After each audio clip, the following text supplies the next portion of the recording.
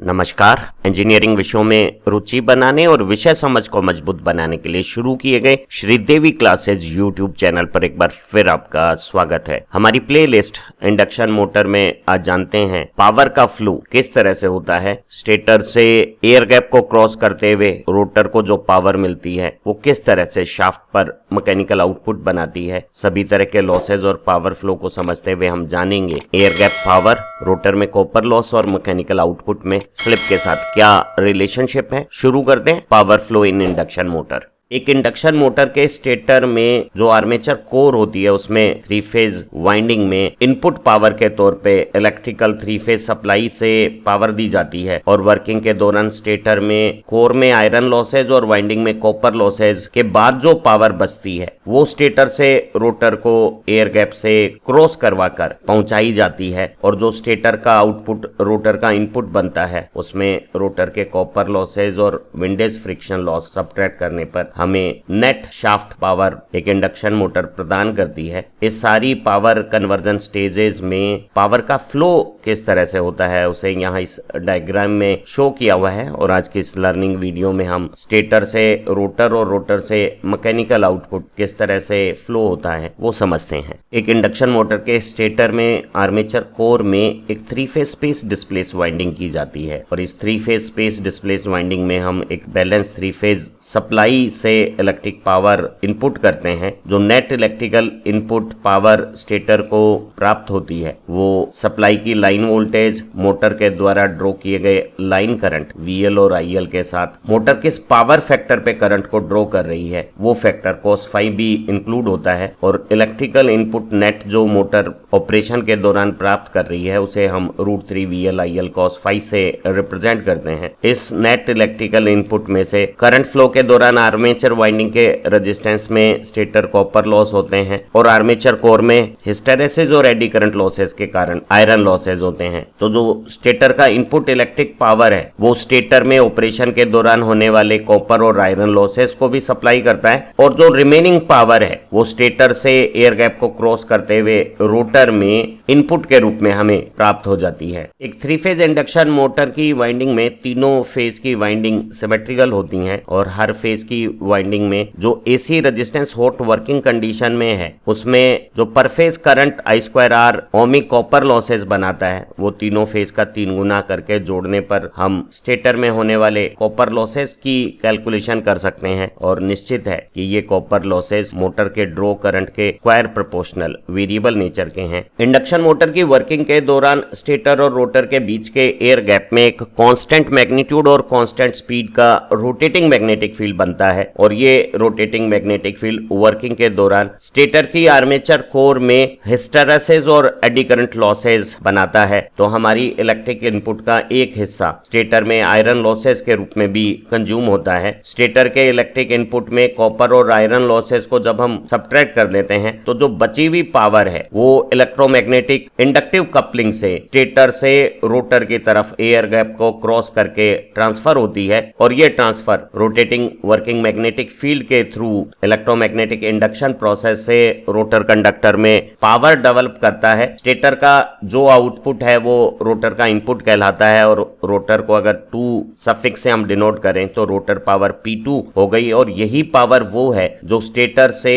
Rotor को air gap cross करते हुए मिली है। तो इस पावर को हम एयर गैप पावर PG भी कहते हैं। हम कह सकते हैं कि रोटर का जो इनपुट है P2 या एयर गैप पावर है PG वो मोटर का जो नेट इलेक्ट्रिक इनपुट है उसमें से स्टेटर के कॉपर लॉसेस और आयरन लॉसेस को सब्ट्रैक्ट करने से प्राप्त हो जाएगा। इंडक्शन मोटर के स्टेटर में जो इलेक्ट्रिकल इनपुट है उसमें से स्टेटर के लॉसेस कॉपर और आयरन लॉसेस को सब्ट्रैक्ट करने के बाद जो एयर गैप को क्रॉस करती हुई पावर रोटर के इनपुट के रूप में हमें P2 प्राप्त हुई है वो सारी की सारी मैकेनिकल आउटपुट में कन्वर्ट नहीं होती। वर्किंग के दौरान रोटर में भी करंट फ्लो से कॉपर लॉसेस होते हैं जो स्लिप पर डिपेंड करते हैं और एक बहुत नेग्लिजिबल अमाउंट में रोटर कोर में भी हिस्टेरेसिस और एडी करंट लॉसेज होते हैं, लेकिन नॉर्मल नो लोड से फुल लोड की वर्किंग के दौरान जब एक इंडक्शन मोटर 0.5% से 4-5% स्लिप के बीच में चलती है तो उस स्लिप फ्रीक्वेंसीज पे जो फ्लक्स वेरिएशन रोटर कोर में आयरन लॉसेज बनाते हैं वो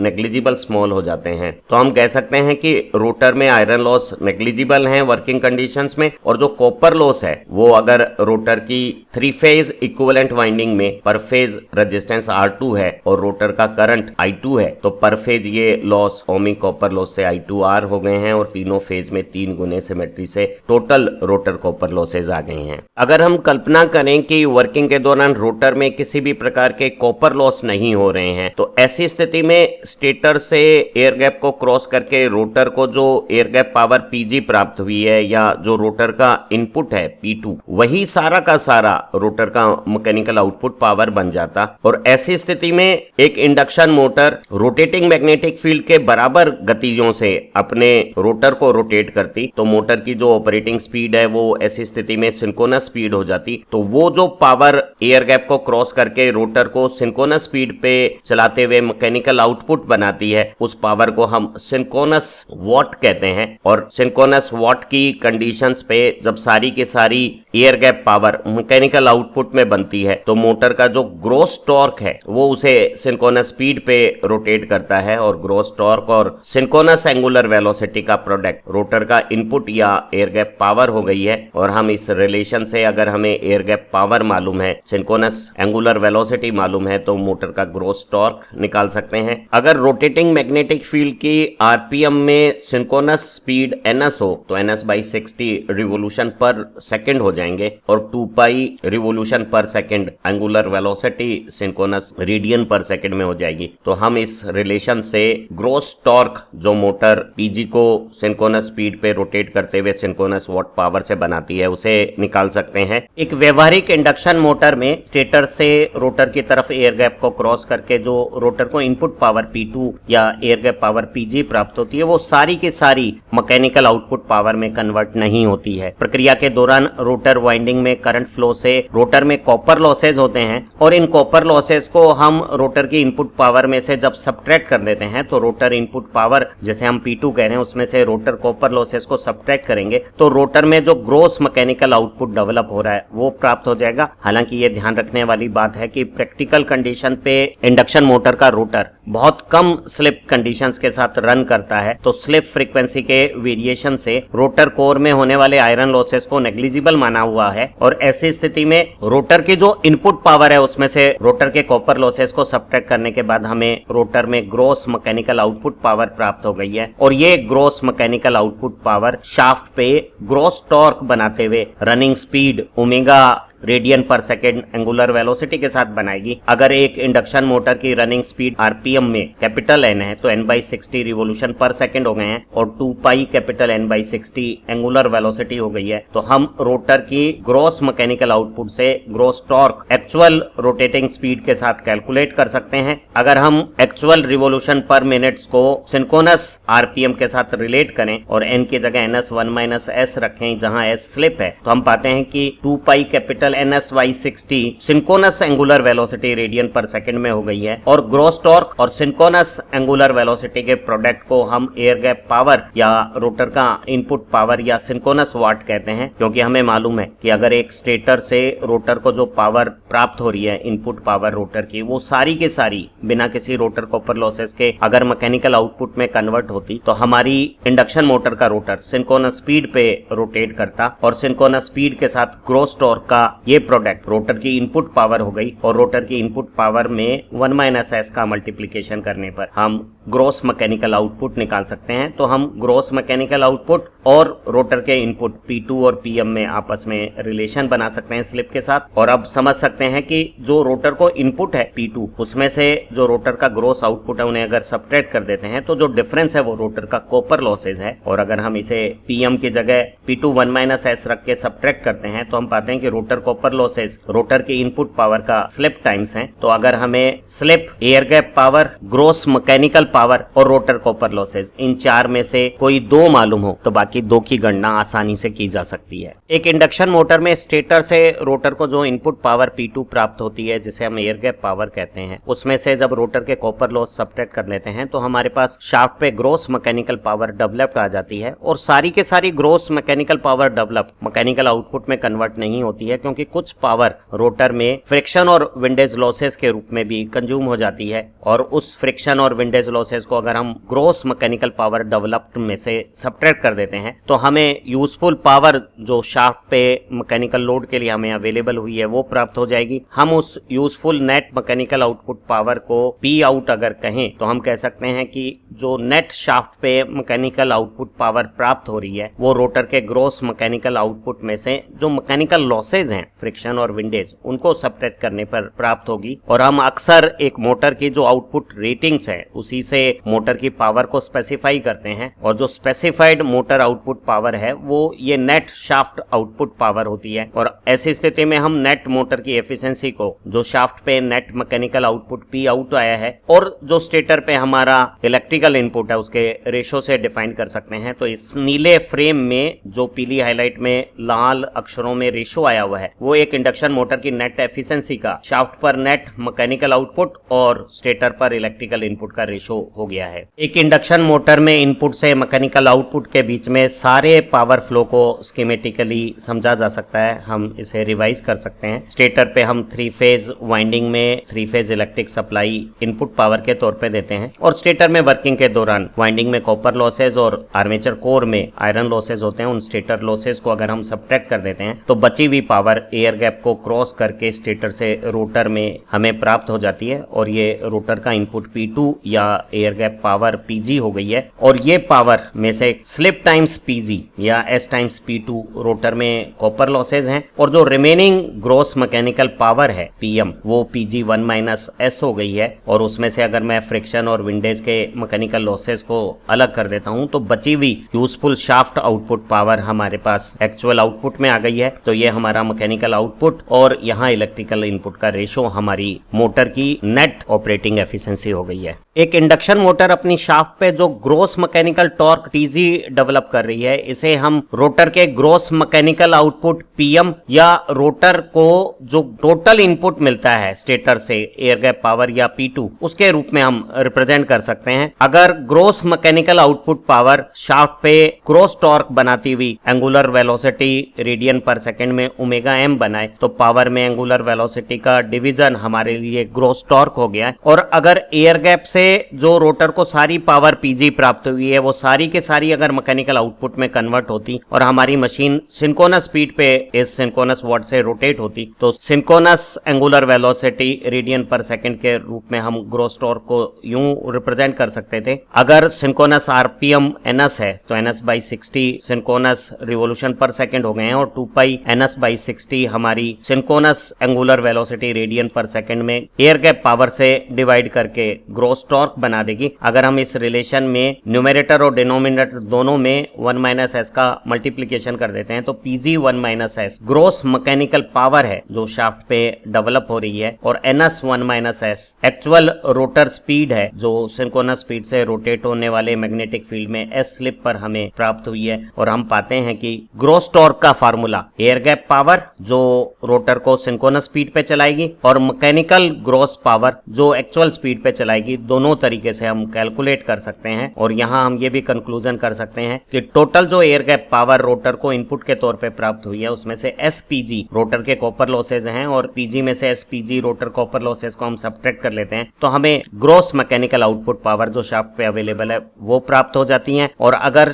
gross mechanical power gross torque बना रही है तो हमारी रोटेशन की स्पीड एक्चुअल रोटेशन स्पीड है, और अगर सारी की सारी स्टेटर की पावर जो रोटर को इनपुट हुई है एयर गैप पावर वो ग्रॉस टॉर्क बनाएगी तो हमारी मशीन की रोटेटिंग स्पीड सिंक्रोनस स्पीड रहेगी। एक मशीन में जो शाफ्ट पे टॉर्क बनता है जो एक्चुअल में लोड को प्राप्त होता है वो हमारी ग्रॉस मैकेनिकल पावर में मैकेनिकल फ्रिक्शन और विंडेज लॉसेस को सब्ट्रैक्ट करने के बाद जो नेट आउटपुट पावर आती है उससे बनता है। और हम नेट आउटपुट पावर जो शाफ्ट पे विंडेज और फ्रिक्शन लॉसेस सब्ट्रैक्ट करने के बाद आई है उसमें अगर एक्चुअल एंगुलर वेलोसिटी को डिवाइड कर देते हैं तो हमें शाफ्ट पे नेट टॉर्क जो प्राप्त हुआ है वो मालूम हो जाएगा और हम कह सकते हैं कि जो शाफ्ट पे ग्रॉस मैकेनिकल टॉर्क बनता है और जो नेट टॉर्क शाफ्ट पे अवेलेबल होता है, इन दोनों का डिफरेंस एक्चुअल में वो टॉर्क लॉस है जो फ्रिक्शन और विंडेज में एक मशीन ऑपरेशन के दौरान नष्ट कर लेती है। इंडक्शन मोटर में स्टेटर से रोटर को एयर गैप क्रॉस करके जो इनपुट पावर P2 प्राप्त होती है, उस इनपुट पावर का एक स्लिप फ्रैक्शन SPG या SP2 रोटर में कॉपर लॉसेस के रूप में हीट में कन्वर्ट हो जाता है। और अगर हम रोटर कोर लॉसेस को नेग्लिजिबल मान लेते हैं तो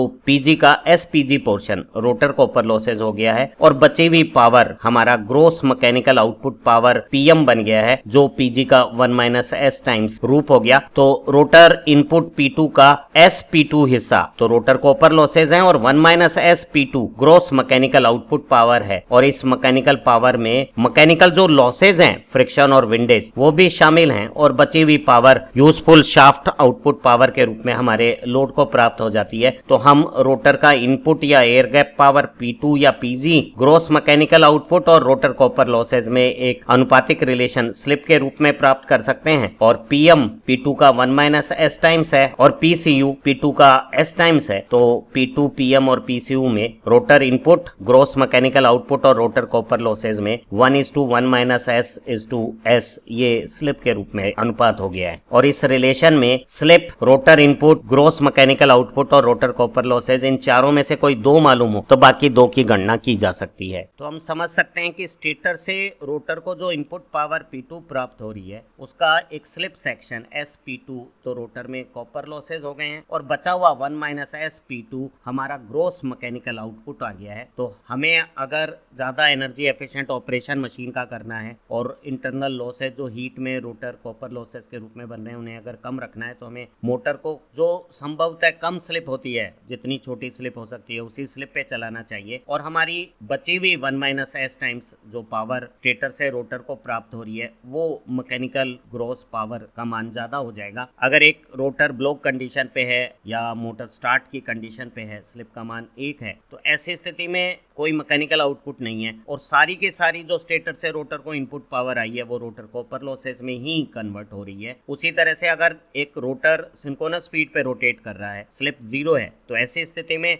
जो सारी एयर गैप पावर है जो रोटर का इनपुट है वही हमारा मैकेनिकल आउटपुट रोटर से प्राप्त हो जाएगा और रोटर में कोई भी कॉपर लॉसेस नहीं रहेंगे। हमारी परीक्षाओं में इंडक्शन मोटर में पावर फ्लो पर आधारित न्यूमेरिकल क्वेश्चंस पूछे जाते हैं और ये 4 उदाहरण हमारी विषय समझ को बेहतर बनाएंगे। एक 440 वोल्ट 50 हर्ट्ज 6 पोल की 3 फेज इंडक्शन मोटर में जो स्टेटर से रोटर में एयर गैप क्रॉस करके रोटर को जो इनपुट पावर प्राप्त हो रही है वो 90 किलोवाट है। अगर ऑपरेशन के दौरान रोटर का करंट है वो 100 अल्ट्रेशन पर मिनट के हिसाब से रोटर फ्रीक्वेंसी बना रहा है तो हमें इंडक्शन मोटर की स्लिप, रोटर की स्पीड और रोटर में जो कॉपर लॉस पर फेज हो रहे हैं उनकी कैलकुलेशन करनी है। तो यहाँ रोटर की जो करंट है वो 100 अल्ट्रेशन पर मिनट बना रही है, तो पर सेकंड अगर हम 60 का डिवीजन कर दें तो ये साइकिल पर सेकंड या हर्ट्ज में रोटर फ्रीक्वेंसी आ गई है 1.6667 हर्ट्ज। और हमें मालूम है रोटर फ्रीक्वेंसी सप्लाई फ्रीक्वेंसी की स्लिप टाइम्स होती हैं, तो हम स्लिप की गणना कर सकते हैं। रोटर फ्रीक्वेंसी 1.667 हर्ट्ज में 50 हर्ट्ज की इनपुट सप्लाई का डिवीजन कर दें तो हमारी स्लिप पर यूनिट में 0.0333 आ गई है। और इसे परसेंटेज में अगर देखें तो एक्चुअल रनिंग कंडीशंस पे हमारी मशीन की स्लिप 3.333% आ गई है। एक 6 पोल की 50 हर्ट्ज मोटर में हम सिंक्रोनस स्पीड आरपीएम में कैलकुलेट कर सकते हैं 120 F/P से। Supply frequency 50 hertz, number of pole 6 से अगर हमने कैलकुलेशन की तो 6 पोल 50 हर्ट्ज की मोटर की रोटेटिंग मैग्नेटिक फील्ड की सिंक्रोनस स्पीड 1000 आरपीएम 1000 आरपीएम आ गई है। और अगर स्लिप पर यूनिट में 0.00333 है तो हम actual rotor speed NS1 - S से अगर कैलकुलेट करें, NS रोटेटिंग मैग्नेटिक फील्ड की स्पीड 1000 आरपीएम है और 3.333% स्लिप के साथ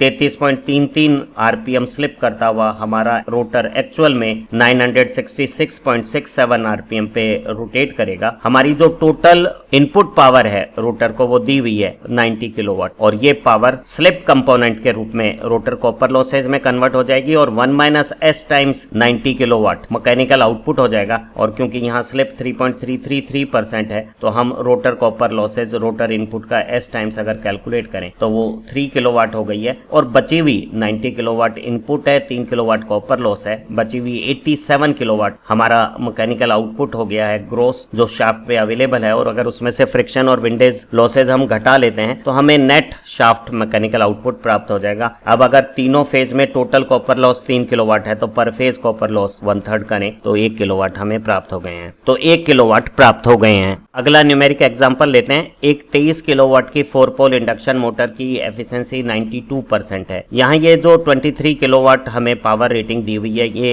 नेट मैकेनिकल आउटपुट पावर है जो इंडक्शन मोटर डेवलप कर रही है। अगर ये फुल लोड पे 1440 आरपीएम पे चल रही है और दिया हुआ है कि इसके जो मैकेनिकल लॉसेज हैं वो टोटल लॉसेज का 25% है, तो हमें मोटर का electric input, gross mechanical output power, stator से रोटर को जो इनपुट पावर या एयर गैप पावर या सिंक्रोनस वॉट और हमारा जो ग्रॉस टॉर्क है वो कैलकुलेट करना है। तो हमें पता है कि जो मोटर का इनपुट है वो आउटपुट में एफिशिएंसी का डिवीजन करने से आएगा और यहाँ आउटपुट 23 किलोवाट है, ओवरऑल एफिशिएंसी 92% है। तो हमने देखा कि जो मोटर का इनपुट है वो 25 किलोवाट प्राप्त हो गया है। अगर इनपुट में से हम आउटपुट सब्ट्रैक्ट कर देते हैं तो हमें टोटल लॉसेज जो फिक्स वेरिएबल और स्ट्रे प्रकार के प्राप्त हुए हैं वो 2 किलोवाट प्राप्त हो गए हैं। और ये दिया हुआ है कि जो मैकेनिकल विंडेज और फ्रिक्शन लॉस हैं वो इन टोटल लॉसेज का 1/4 25%, 2 किलोवाट का 1/4 आधा किलोवाट हो गया है। तो फ्रिक्शन और विंडेज लॉस अगर आधा किलोवाट है और नेट मैकेनिकल आउटपुट 23 किलोवाट है तो जो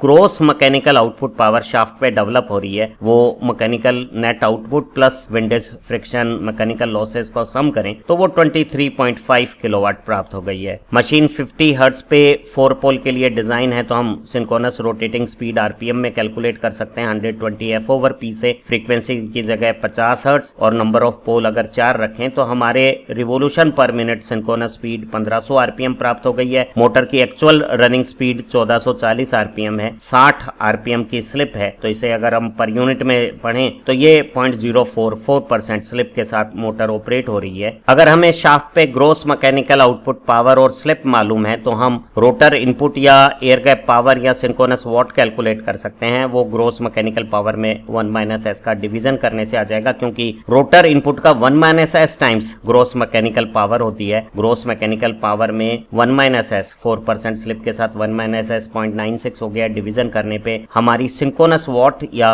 रोटर को इनपुट पावर 24.5 किलोवाट प्राप्त हो गई है। अगर ये सारी के सारी rotor input power mechanical output में कन्वर्ट हो तो ग्रोस टॉर्क को हम कैलकुलेट कर सकते हैं। हम अगर सिंक्रोनस एंगुलर वेलोसिटी का डिवीजन कर दें क्योंकि बिना कॉपर लॉस के अगर सारी rotor input power mechanical output में डेवलप होती हैं तो हमारी motor theoretically synchronous angular speed पे रोटेट करेगी। 1500 आरपीएम को पर सेकंड में कन्वर्ट करके 2 पाई से मल्टीप्लाई करके हमने मोटर की synchronous angular velocity radian per second में प्राप्त की 157 और हमने एयर गैप पावर में एंगुलर वेलोसिटी का डिवीजन करके ग्रॉस टॉर्क जो शाफ्ट पे डेवलप हो रहा है वो 156 न्यूटन मीटर प्राप्त कर लिया है। एक 6 पोल की 3 फेज 50 हर्ट्ज इंडक्शन मोटर का जो मैकेनिकल आउटपुट पावर है वो 40 HP है और इसमें सभी तरह के मैकेनिकल फ्रिक्शन विंडेज लॉस 1500 वाट हैं जब वो 960 आरपीएम पे ऑपरेट होती है। अगर इस मोटर को 500 वोल्ट की सप्लाई से जोड़ा जाए और इसका ऑपरेटिंग पावर फैक्टर 0.8 लैगिंग हो तो रोटर में कॉपर लॉस जो टोटल मोटर का इनपुट है अगर स्टेटर में सारे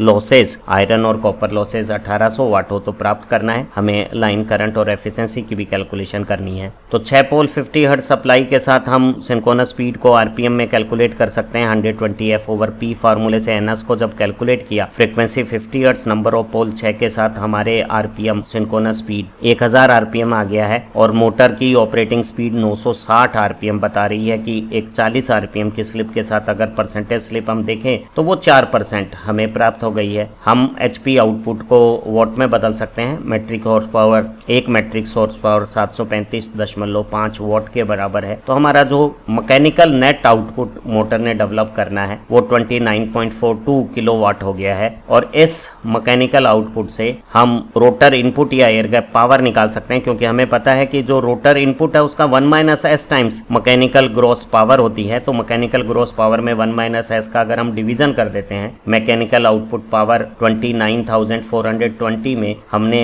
1 - s 0.96 का जब डिवीजन किया तो हमें स्टेटर से रोटर तक जो एयर गैप क्रॉस करके रोटर का इनपुट पावर है वो प्राप्त हो गया है 30,645.5 10.8 वाट और यही सिंक्रोनस वॉट पावर हो गई है। इसका S टाइम्स हमारे रोटर कॉपर लॉसेज हैं, तो इस पावर का 4% स्लिप पे SPG portion rotor copper losses 1226 वाट हो गया है। जो एयर गैप पावर है स्टेटर से रोटर को जो इनपुट आया है वो 30,646 वाट है। इसमें अगर स्टेटर के कॉपर और आयरन लॉसेज को ऐड कर देते हैं 1800 वाट, तो हमें स्टेटर पे इनपुट पावर 32,446 वाट हो गया है। और एक 3 फेज सप्लाई में input power √3 VL/IL cos phi से हम लाइन करंट निकाल सकते हैं। हमारी मोटर की इनपुट पावर 32,460 वाट में √3 लाइन वोल्टेज 500 वोल्ट और पावर फैक्टर 0.8 की कैलकुलेशन करने पे लाइन करंट 46.8 एम्पियर प्राप्त हो गया है। जो gross mechanical output power shaft पे डेवलप हुई है उसमें से अगर हम मैकेनिकल लॉसेज 1500 वाट को घटा देते हैं तो हमें नेट